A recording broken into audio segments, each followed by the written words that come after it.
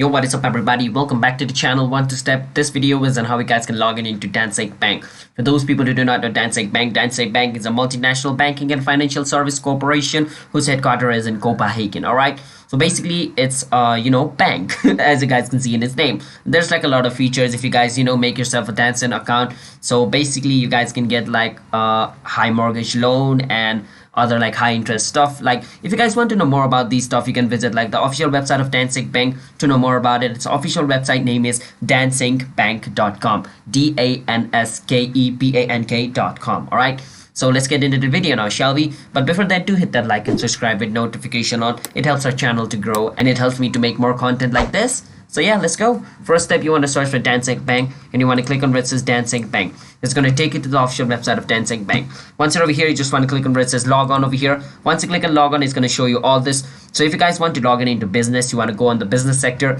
If you want to log in into personal, you want to go on the personal section. I'm going to log in into personal, so I'm going to go on personal section and I have to choose over here that which country's bank I want to log in into. So I want to log in into Denmark, so I'm going to click on Denmark. You guys want to click on the country which you want to log in into.